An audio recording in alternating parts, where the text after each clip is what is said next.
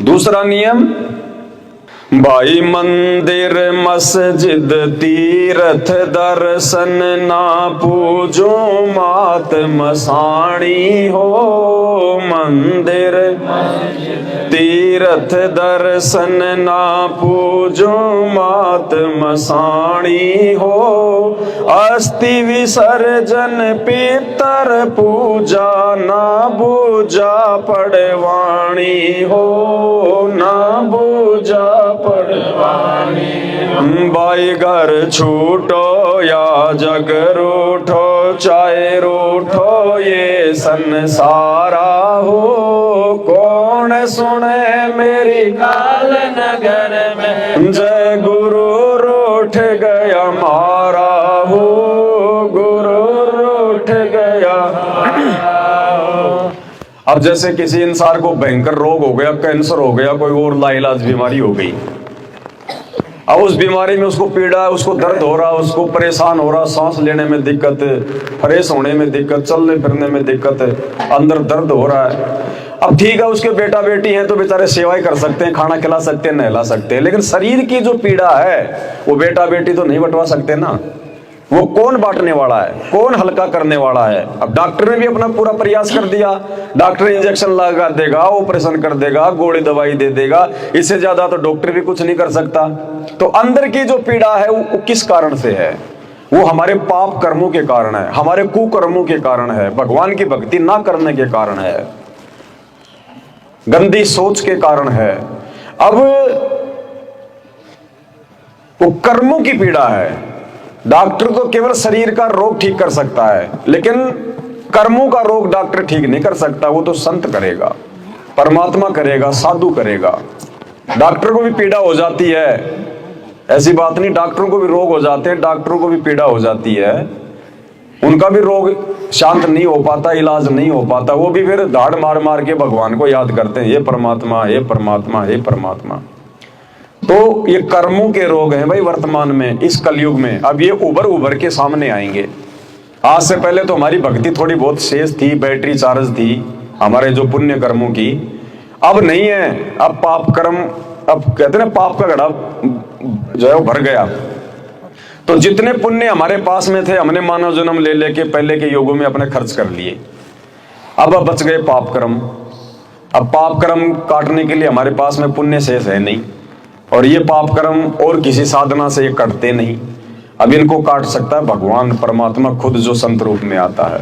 अब उसके सत्संग में सुने नहीं, उसकी शरण में हम जाए नहीं, उसकी बात हम माने नहीं, इसलिए आदमी भुगत के मरता है, कीड़े पर के मरता है, कैंसर से रो के मरता है, एक्सीडेंट में मरता है, गरीबी में मरता है, निर्धनता में मरता है, भूख से मरता है। तो परमात्मा कहते हैं दूसरा नियम क्या है फिर? मंदिर मस्जिद तीर्थ दर्शन ना पूजू मात मसाणी हो। क्योंकि भक्ति का आधार होता है शास्त्र, नहीं तो शास्त्रों की क्या जरूरत थी? इतने मोटे मोटे वेद गीता जी लिखने की क्या जरूरत थी? कोई बच्चों को कोई मनाने के लिए थोड़ी लिखे हैं ये। इनमें हमारी भक्ति का विधान है, और शास्त्रों के अनुसार यदि हम भक्ति करेंगे तो हमें उस भक्ति का पूर्ण लाभ मिलेगा। बाकी किसी के कहने से भक्ति नहीं बनती, ना भक्ति चलती। कि गांव में आ गए, पंडित जी आ गए, दादाजी आ गए, कोई और जोगी फोगी आ गया, उसने तो जो मर्जी हमें बता दिया, ये गेहूं के दाने ले ले, वहां रख ले, ये यहाँ पे ताबीज बांध ले, ये गले में पहन ले, डोरा पहन ले, वहां जाया, इससे नहीं होता। जैसे किसी का कोर्ट में कोई मुकदमा चल रहा है, अब वहां पे जज भी बैठा हुआ है, दोनों वकील भी खड़े हैं और दोनों जो है मुजरिम भी खड़े हैं। अब वकील तो झूठ सांच बोल के जैसा तैसा करके, उन्होंने तो फीस ले रखी है, वो तो अपने आदमी को बचाने का प्रयास करेंगे। वो कहेगा साहब इसके ऊपर ये धारा नहीं लगती, साहब नहीं साहब इसके ऊपर ये धारा नहीं लगती, साहब इसने किया नहीं, साहब इसने किया है। अब वो जज उन वकीलों की बात को सुन के फैसला नहीं देगा। जज तो पैसा लेके बैठे हैं, वो तो अपने अपने आदमी को बचाएंगे, चाहे झूठ बोलना पड़े, चाहे जो मर्जी करना पड़े।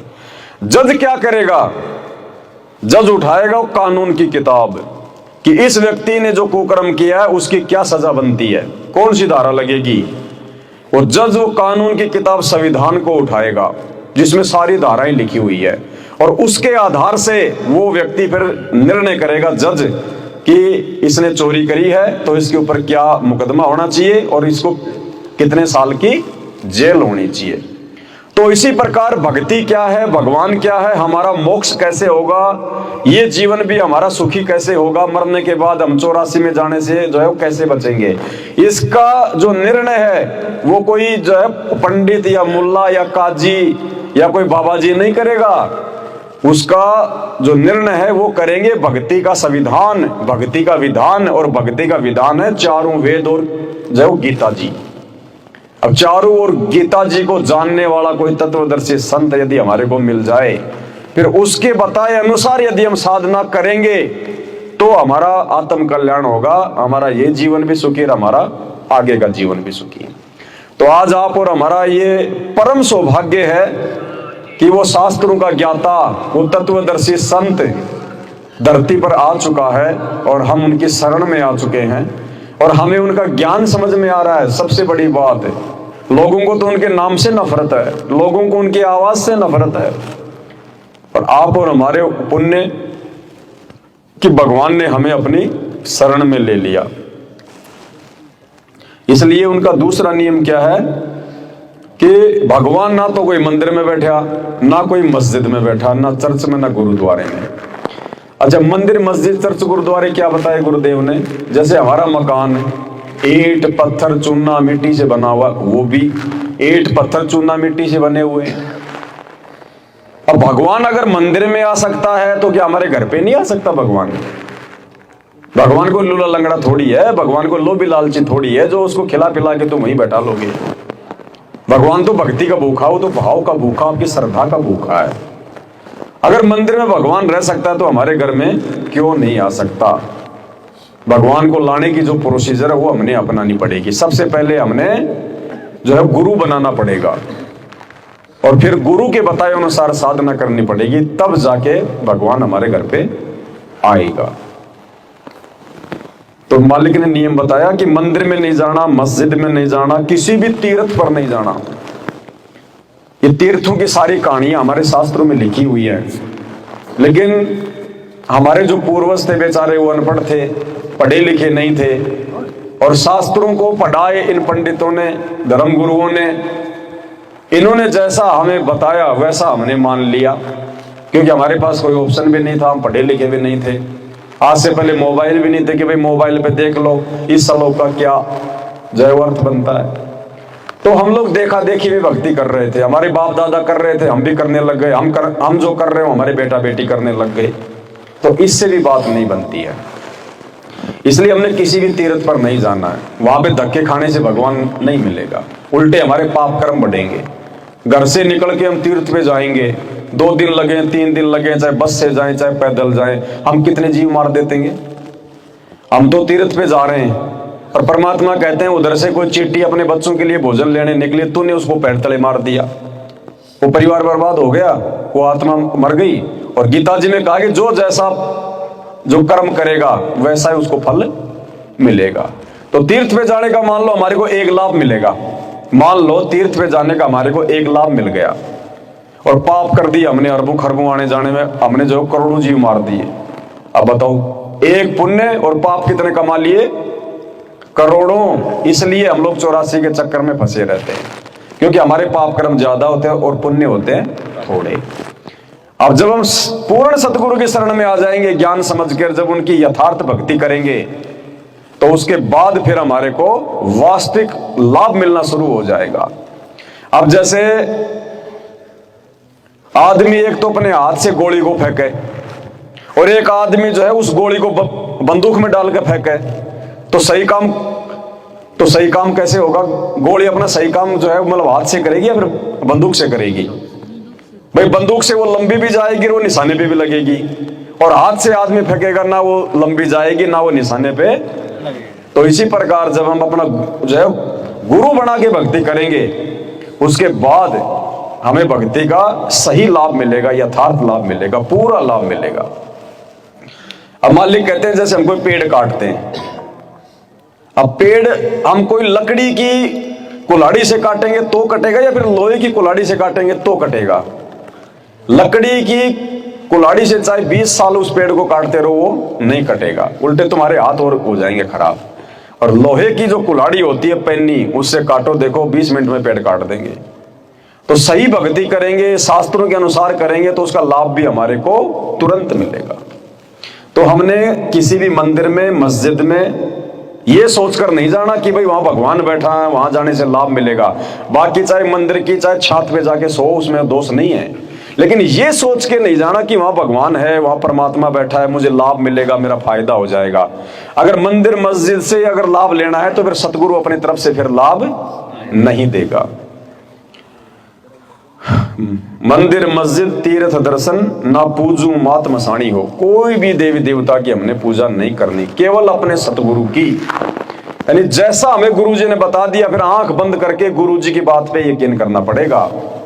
परमात्मा कहते हैं 100 वर्ष तो सतगुरु की पूजा और एक दिन आन उपासी, वो अपराधी आत्मा फिर पड़े काल की फांसी।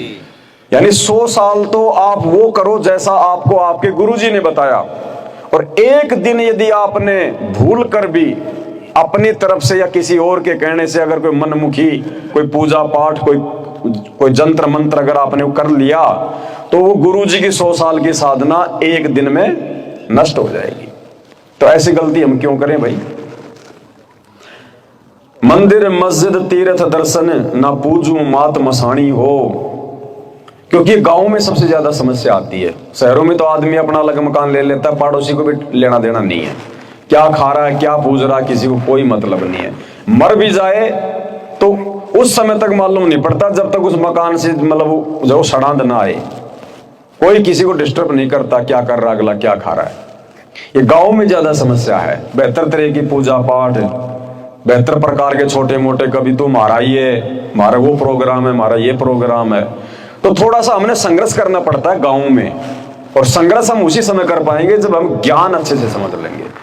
अगर ज्ञान समझ में आ गया और आदमी को अगर अपने आत्म कल्याण का चस्का लग गया कि मन तो भाई मेरा बेड़ा पार करवाना है, नहीं तो अगला जन्म यो गधा कुत्ता सूअर बन के यही मैं गलियों में नंगा होके फिरूंगा। अच्छा, गांव में जो गधे कुत्ते सूअर बैल ऊंट होते हैं वो कौन है? वो हमारे बाप दादे पड़दादे। मालिक कहते हैं जहां आशा ता बासा होई, मन कर्म वचन सुमरियो सोई। मरते समय आदमी की जहां पे उसकी इच्छा होती है वही उसका दोबारा से उसका जन्म हो जाता है। अब आदमी को जब तक ये ज्ञान नहीं होगा संत रामपाल जी भगवान वाला, शास्त्रों वाला, तब तक पूरी जिंदगी वो उन्हीं बाल बच्चों में, मोह ममता में, पोता पोतियों के चक्कर में, जमीन बनाने के चक्कर में, अब वो अंत समय में भी उसको वही चीजें याद आएंगी। अब गुरुदेव कहते हैं दिन में अगर कोई केला बेचा है कि ले ले 10 के 4, ले ले 10 के 4, तो रात को सपने में भी क्या बोलेगा? ले ले 10 के 4, ले ले 10 के 4। तो इसी प्रकार पूरा जीवन हम जो सोचेंगे, जो करेंगे, जब हमारा अंत समय आएगा मौत का, खाट में पड़े होंगे, उस समय हमारे को वही चीजें दिखाई देंगी। और मैंने तो बड़ी मुश्किल से ये 20 बीघा जमीन बनाई है, कहीं छोरे इसको बर्बाद ना कर दे, हैं? और मेरे जाने के बाद में छोरे काम ना बिगाड़ दे मेरा। अरे ये कैसे करेंगे, इनको तो दुनिया खा जाएगी, तो बड़े भोले मेरे बच्चे। अब वो मरते समय वही चीजें घूमेंगे दिमाग में, और फिर उसी घरों के आसपास 1 साल बाद जब कुतिया बच्चे देगी तो उनमें एक वो भी होगा। अब वो बेटा बेटी उसको घर में भी नहीं घुसने देंगे, वो भूखा मरता काऊ काऊ करेगा तो एक टूक फेंकेंगे, साथ में मिट्टी और खाएगा, और अंदर घुस गया तो मारेंगे लठ खींच के अपने बाप को। और क्या बात, क्या पता वो बाप जो मतलब बैल बन के आ गया, उसी घर की गाय से जन्म ले लिया। अब वो बेटा उसको खेत में हल में जोतेगा अपने बाप को या अपने दादा को, और नहीं चलेगा पीछे से मारेगा तड़ाक, और मुंह के बांध देगा छीका कि कहीं मतलब गेहूं गाँव ना खा जाए, कोई फसल ना खा जाए। टाइम पे खाना खिलाएगा, टाइम पे पानी पिलाएगा, फिर वो 56 भोग नहीं मिलेंगे, 3 टाइम की चाय नहीं आएगी, फिर वो थर्मस में बंद होके आज तो खीर बना ले, आज हलवा बना ले, फिर नहीं मौज बनेगी। तो परमात्मा कहते हैं भैया अगर सच्ची भक्ति करोगे, सतगुरु के नियम में चलोगे, अपना तन मन धन सब अपने गुरु जी को समर्पित कर दोगे, यारी दोस्ती, कोई रिश्तेदार, कोई समाज की आड़ोस पड़ोस की सब बातों को भूल जाओ कि भैया बतेरे दिन तुम्हारे साथ रह के मैंने तो मेरा जीवन जो है वो बर्बाद कर दिया। लड़ाई झगड़ा नहीं करना, मन मुटाव नहीं करना हमने किसी से, कि हमने किसी की कोई निंदा चुगली ओछी मंदी बात नहीं करनी। भाई मेरे ज्ञान समझ में आ गया, मन मेरी भक्ति करनी है, बाकी मेरे से तेरी कोई दुश्मनी नहीं है। तन्ना हुक्का पीना पी भाई, मुझे कोई ऑब्जेक्शन नहीं है। मैं दूध पीऊंगा, मेरा शरीर बनेगा, तू जहर खाएगा तो तू मरेगा, मुझे क्या लेना देना। कबीरा तेरी झोपड़ी और गलकटियन के पास, जो करेगा सो भरेगा, तू क्यों भया उदास। लेकिन अब हमने अपने वो जो बूढ़े बूढ़े यार दोस्त हैं, कोई रिश्तेदार आ जाए, अब हमने उनको बीड़ी नहीं पकड़ा, नहीं हुक्का नहीं देना उनको भर के, बिल्कुल भी लोकलाज नहीं करनी है। तुरंत हाथ जोड़ के मना कर दो उनको, समझी जी मैंने तो नाम ले लिया और बहुत अच्छा होगा, तुम भी ले लो, जीवन सफल हो जाएगा, नहीं तो दुर्गति हो जाएगी। यहाँ पे बहुत अच्छा ज्ञान है, समझे तो अच्छी बात है, नहीं समझे तो जब वो हमारी बात नहीं मान रहा, जिसको हम बहुत अच्छी बात बता रहे हैं, तो हम उसकी उल्टी बात में फिर हम क्यों दबाव में आए। बिल्कुल दबाव में नहीं आएंगे, क्योंकि वो रिश्तेदार हमारा भला नहीं करेगा।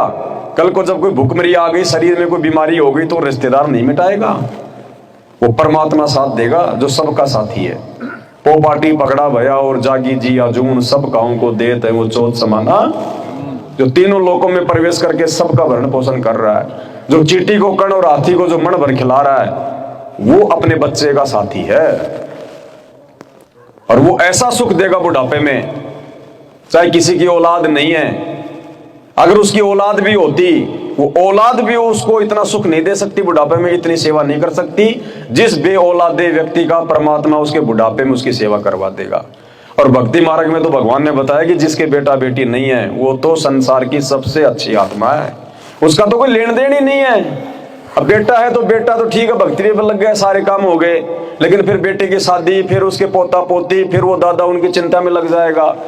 अब उस जैसे संस्कार वैसा जीव को भुगतना पड़ेगा, कभी पोता बीमार, कभी पोती बीमार, कभी उनके खाने खर्चे की चिंता, कभी उनकी पेंशन की चिंता, कभी उनके स्कूल जाने की चिंता, 100 प्रकार की टेंशन। किसी कारण से कोई मर गया तो फिर मोह ममता तो रहेगी, चाहे कुछ भी हो जाए, यानी उस आदमी को टेंशन रहेगी, भले वो भक्ति भी कर रहा है। इसलिए परमात्मा कहते हैं कि जिसका बेटा बेटी नहीं है, वो तो बिल्कुल इतनी अच्छी आत्मा है भगवान की, उसके तो मोक्ष में, अगर भक्ति पे वो लग गया और आजीवन मर्यादा में रहा, उसका तो मोक्ष में कोई रोड़ा नहीं है। अब समाज की दृष्टि से तो कर देंगे तो बांझ है, इसके बेटा बेटी को नहीं। हमने समाज को तो नहीं देखना, इस मार्ग में आने के बाद हमने अपने भगवान को देखना है। तो मालिक कहते हैं, मंदिर मस्जिद तीर्थ दर्शन ना पूजू मात मसाणी हो, कुछ भी कोई पूजा पाठ नहीं करनी, कोई तीज त्योहार नहीं मनाना, सहयोग भी नहीं करना। हमने काहे का त्योहार मनाए, कितना समझा दिया भगवान ने। आज तुम होली मना रहे हो, नाच रहे हो, गा रहे हो, शराब पी रहे हो, एक दूसरे को लाल पीला कर रहे हो, और शाम को समाचार आया कि तेरा छोरा एक्सीडेंट हो गया, अब मना के दिखाओ होली। अब वो होली माता उसको जीवा देगी क्या? वो होली माता अगर इतनी सक्षम होती तो उसका एक्सीडेंट ही ना होने देती क्या? होली माता को नहीं पता था? वो होली माता तो खुद जो है कि जल के मरी, और अब होली माता से जो है उसको राजी करने में लगे हुए हैं। क्या मिलेगा? अरे राजी उसको करो, उसको करो जो सबका पालन पोषण करता है परमात्मा, जो अंतर्यामी है, जो हर सुख दुख में सबका साथी है, उनको करना हमने खुश। मंदिर मस्जिद तीर्थ दर्शन ना पूजू मात मसाणी हो, अस्थि विसर्जन और पितर पूजा। मरने के बाद में हमने हड्डियां वड्डियां अस्थि अस्थि कहीं नहीं जाना, गंगा जी फंगा जी में बो दिया गया में, कुछ नहीं करना। शरीर छूट गया, जो आत्मा थी वो निकल गई, अब आत्मा अपना हिसाब किताब देगी ऊपर। वो शरीर जो छोड़ दिया वो तो मिट्टी है, उसको चाहे गाड़ो, चाहे जलाओ, चाहे फेंको, चाहे जो मर्जी करो, वो तो मिट्टी है। 2 घंटे बाद वो तो बदबू मारना शुरू कर देगी। तो हमने उन परंपराओं के पीछे नहीं चलना जो फालतू में दुनिया उनका निर्वाह कर रही है। अब परमात्मा ने बताया कि पहले मरने के बाद में उसकी जो अस्थियां होती थी गंगा जी में, वो क्यों फेंकी जाती थी? क्योंकि भक्ति तो कोई करता नहीं था, सब यही अपनी जो समाज की साधनाएं हैं, देखा देखी, देवी देवता, मात मसाणी, छोटी माता, बड़ी माता, भैरू, फलाना दिखना, या कोई तो भक्ति नहीं करता था, बस ऐसे चल रहा, मंगलवार को थोड़ा 100 रुपए का प्रसाद बांट दिया, उसी में अब बहुत बड़ा जमल की भगत बन जाता था। तो मरने के बाद में तो परमात्मा का विधान लागू हो जाता है। गीता जी अध्याय नंबर 9 श्लोक नंबर 25 कि जो देवताओं को पूजते हैं वो देवताओं के जाके नौकर लगते हैं, उनकी नौकरी करते हैं, उनके चपड़ासी बनते हैं। जो भूतों को पूजते हैं वो भूत बनते हैं। भूत पूजना मतलब अब हमारे जो पूर्वज जो मर गए दादा परदादा उनके श्राद्ध निकालना, वो होता है मतलब भूत पूजना। अब अगर हम भूत पूजेंगे तो जहां पे वो पितृलोक में हमारे दादा परदादा बैठे हैं हम वहां पहुंच जाएंगे। जो पितरों को पूजेंगे वो पितर बनेंगे। तो बताओ अब मरने के बाद में क्या होगा, उसका मोक्ष तो हो नहीं सकता। अब वो भूत बन गया, वो पितर बन गया, और वहां से अपना हिसाब किताब पूरा करवा के फिर उसकी आस्था तो यही रहती है बिना ज्ञान के, क्योंकि ये संत रामपाल जी वाला ज्ञान तो है नहीं जो आस्था को हटा दे। तो वो वापस कहां आएगा, इधर ही आएगा फिर वो आत्मा कि मेरा शरीर मेरा शरीर मेरा शरीर, वो अपने शरीर को ढूंढता। अब उसके आने से पहले उसको जड़ा फड़ा के उसको गंगा जी में उसकी सारी हड्डियां वड्डियां उस पानी में डाल देते थे। ना रहेगा बांस ना बजेगी। ये शुरू में नहीं जलाया करते थे कोई भी, शुरू में कोई जो है गंगा जी में नहीं डाला करते थे अस्थियों को। लेकिन धीरे धीरे लोगों ने देखा कि भाई उसके घर में भी कोई प्रेत बाधा, उसके घर में भी भूत बाधा। तो किसी ने बताया कि भैया वो जो आत्मा है ना वो वापस आई है, और वो उन हड्डियों से चिपक जाती है शमशान घाट में कि मेरे को यहाँ पे जलाया गया था। अब वो हड्डियों का कोई टुकड़ा पड़ा है, कोई दांत पड़ा है, कोई कुछ पड़ा है, तो वो उनसे चिपक जाता था कि ये मेरा शरीर है मेरा शरीर है, छोड़ता नहीं उसको। और फिर ये जो सेवड़े होते हैं, जो शाणे होते हैं जंत्र मंत्र करने वाले, ये शमशान घाट में जाके जंत्र मंत्र करके उन आत्माओं को अपने वश में कर देते थे। और फिर ये किसी का मतलब भला कर देते थे, ये किसी की मूठ छोड़ देते थे, किसी का मतलब बुरा करवा देते थे। जैसे गांव में होता ना, भाई इसके ऊपर मूठ छुड़वा दो, भाई इस पे मतलब जंत्र मंत्र करवा दो। तो फिर वो उन शाणों के पास जाया करते थे, वो शाणा लेके पैसा 1500 रुपया वो उनके पड़ोसियों के ऊपर भूत छोड़ देता था उन आत्माओं को मंत्रित करके। तो फिर लोगों ने समाधान निकाला कि ऐसा करो, उसके आने से पहले पहले, क्योंकि गरुड़ पुराण के अनुसार 12 या 13 दिन में पूरी प्रोसीजर उनकी जो है कंप्लीट हो जाती है ऊपर की। तो उससे पहले पहले हमने वो 13वीं का जो प्रोग्राम वो करना शुरू कर दिया कि इसके जो 12-13 दिन है ये कंप्लीट करो, और इसको इसकी हड्डियां वड्डियां सब जाके गंगा जी में। तो वो जब वो आत्मा वापस आती है तो वो देखती है मेरी हड्डियां मेरा शरीर, तो उसको ना हड्डियां मिलती ना शरीर मिलता। फिर जाता वो अपने जो घर की तरफ है, तो वहां पे मरते जो वो कील ठोक देते थे पहले। अब वो घर में भी नहीं बढ़ सकता, शमशान घाट में भी जो उसका जो शरीर नहीं है, तो थोड़े दिन चक्कर काट के जो है वो भरम फिर के फिर वापस चला गया। इसलिए वो अस्थियां गंगा जी में डाली जाती थी अपने स्वार्थ के लिए कि वो मेरा बापू वापस ना आ जाए, मेरा दादा वापस ना आ जाए। अब हम लग गए भक्ति पे, अब हमें पूर्ण परमात्मा की जो है भक्ति मिल गई। अब ना हमने भूत बनना, ना हमने कोई पितर बनना। और यदि हमने नाम ले लिया और हमारे दादा ने हमारे बाप ने नाम नहीं लिया, और बाप यदि वो मर गया और हम यदि भगत हैं, अपने घर में अगर संत रामपाल जी की भक्ति है, तो भूत के चाहे भूत का बाप आ जाओ हमारे आसपास भी नहीं आ सकता। तो हम क्यों गंगा जी जाएं, क्यों फालतू में अपना समय बर्बाद करें जब भगवान हमारा रखवाड़ा बैठा। तो इसलिए नॉर्मल जो क्रियाक्रम है, चाहे कोई दफनाता है चाहे कोई उसको मतलब जलाता है, वो अपना काम वो करो। लेकिन हमने वो पिंड भरना, उसके मुंह में आटा देना, घी डालना, वो जीते जीते उसको सूखे टुकड़े खिलाते थे। रोटी भी कभी बेचारे को चौपड़ के नहीं दी, मरने के बाद उसके मुंह में घी डाल रहे हो। तो ये फालतू की परंपराएं हैं, परमात्मा इनसे नाराज होता है। वो मटका मुटका फोड़ना, शमशान घाट में जाना, एक लकड़ी तो दे उठा के लकड़ी ये ले डाल दी, क्यों भाई, ये परंपरा है। अरे पहले के टाइम में तो कोई साधन नहीं होता था, पहले के टाइम में कोई साधन नहीं था कि भाई कोई ट्रैक्टर होता था या कुछ और होता था कि लकड़ी वकड़ी डाल के वहां लगा दो।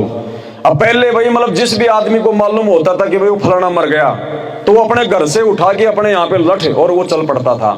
जिसको पता चल गया छोटी मोटी कोई लकड़ी लेके चल पड़ा, और 100-200 आदमी इकट्ठा होते थे, तो उसी की जमल की चिता बना दिया करते थे। अब आजकल तो सब कुछ मोल मिलता है, 2 मिनट में फोन कर दिया, हाँ जी अर्थी चाहिए, आज साहब 500 रुपए की ये ले जाओ, 2 मिनट में बड़ी बनाई अर्थी मिल गई। शमशान घाट पे लकड़ियों का ढेर लग रहा है, हाँ जी 400 रुपए कुंटल है जी, दो जी 5 क्विंटल। अब फिर हमने वो छोटा डालने की जरूरत क्या पड़ गई, वो छोटा सा लकड़ी का टुकड़ा डालने की क्या जरूरत पड़ गई उसमें, वो परंपरा बन गई। इसलिए परमात्मा कहते हैं मन कर धीर बांध ले रे बोरे, छोड़ देना पछलियों की। वो परंपराएं हमने छोड़नी है। अब हमने अब ये भक्ति वाली परंपरा में पढ़ना है, जैसा गुरु जी ने बता दिया वैसा ही करना है। नाम लेने के बाद चाहे दुनिया कुछ भी कहे, चाहे रिश्तेदार जो मर्जी कहे, सुख दुख में जाओ, कोई दिक्कत नहीं। भगवान ने मना नहीं किया, भगवान कहते हैं कि रिश्तेदार भी तो हमारे ही भाई बंधु हैं, वो भी तो हमारे ही मतलब रिश्ते नाती हैं, लेकिन उनके उल्टे काम में सहयोग नहीं करना हमने। गुरुजी ने जो मर्यादा बता दी वो हमने नहीं तोड़नी। रिश्तेदार नाराज हो गया तो कोई बात नहीं है, वो तो 6 महीने बाद में दांत निकालता हुआ वापस आ जाएगा, अजी कोई बात नहीं, छोटी मोटी बात तो होती रहती है। और ये नियम मर्यादा तोड़ के यदि हमने अपने गुरुजी को नाराज कर दिया तो भाई फिर 84 लाख योनियों का भयंकर चक्कर काटने के बाद ही कभी मालिक सुनेगा तो सुनेगा। तो ऐसा पंगा क्यों मोल लें?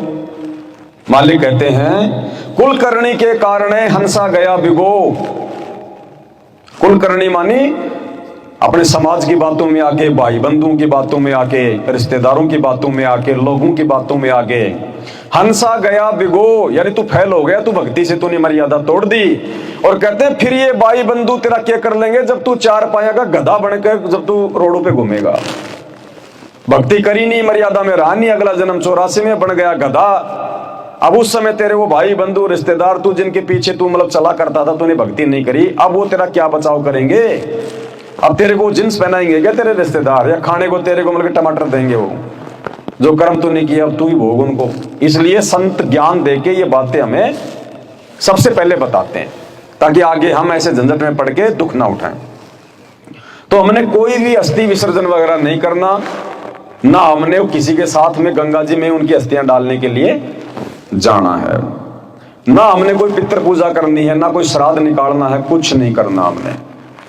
और ये नाम लेने के बाद संत रामपाल जी भगवान वाला परमात्मा गारंटी दे देता है कि बेटा 108 पीढ़ी तो तेरी आगे की होंगी पार, चाहे वो किसी भी जन्म में पार हो, लेकिन परमात्मा तेरी आगे की 108 पीढ़ियों तक का उद्धार करेगा। और 7 पीढ़ी तेरे पीछे तक की, जो तेरे दादा परदादा तेरे सड़दादा जो मर गए, भले वो चाहे भूत बन रहे हैं, चाहे वो पितर बन रहे हैं, चाहे कोई वो गधा बन के घूम रहा है, अगर किसी व्यक्ति ने संत रामपाल जी भगवान का नाम ले लिया तो उसकी पीछे की 7 पीढ़ियों की, उसके जो बाप दादा दादी परदादे, उनको परमात्मा चाहे वो कहीं भी भटक रहे हैं गधा कुत्ता बन के, तुरंत उनको जो है मतलब मनुष्य जन्म देगा और किसी भगत के घर में देगा, और वो भी अपनी भक्ति पे। तो श्राद्ध क्यों निकालते हैं? अपने बाप दादाओं के लिए निकालते हैं। अब बाप दादाओं को तो भगवान ने मानव का रूप दे दिया, वो तो भक्ति पे कर रहे हैं, फिर हम कहेंगे श्राद्ध निकालेंगे? हमें जरूरत नहीं फिर श्राद्ध निकालने की। और श्राद्ध निकालने से भी कौन से शास्त्र में लिखा हुआ है कि उनका मोक्ष हो जाएगा? ये तो पंडितों ने अपना पेट भरने के लिए, खीर पूड़ी हलवा खाने के लिए लोगों को मूर्ख बना रखा था। तो अब हमने उन चीजों में ध्यान नहीं देना। अस्थि विसर्जन पितृ पूजा ना पूजा पड़वाणी हो। ये पूजा वाजा निकालते हैं गांव में, किसी का आदमी मर जाता है उसमें आदमी आने लग जाता है, वो तो भूत बन के आ गया उसके अंदर। तो हमने किसी से कोई पूजा बाजा नहीं पड़वानी, ये हाथ वात नहीं दिखाने कि मेरा समय कैसा आ रहा है, मेरे आगे कोई संकट है, दुख है, मेरे पास में पैसा कब आएगा। नहीं, सतगुरु की शरण में आ गए, अब बल्ले बल्ले होगी अगर मर्यादा में रह के भक्ति करेंगे तो। कोई पूजा बाजा नहीं पड़वानी, ना किसी के साथ में भी नहीं जाना हमने। जो हमारे भाग्य में लिखा हुआ है वो परमात्मा देगा, उससे भी ज्यादा देगा। कहते हैं मासा घटे ना और तिल बदे विधाता लिखे जो लेख, और सच्चा सतगुरु मेट कर ऊपर मार दे। जब सतगुरु की शरण में आ जाएंगे तो इन हाथों में चाहे जो मर्जी लिखाओ, भगवान उनको काट पीट के अपने बच्चे का नए हाथ लिख देगा। तो बताओ फिर क्यों फालतू में हम दुनियादारी के चक्कर में पड़े? इसलिए कहते हैं अस्थि विसर्जन पुत्र पूजा ना पूजा पड़े वाणी हो।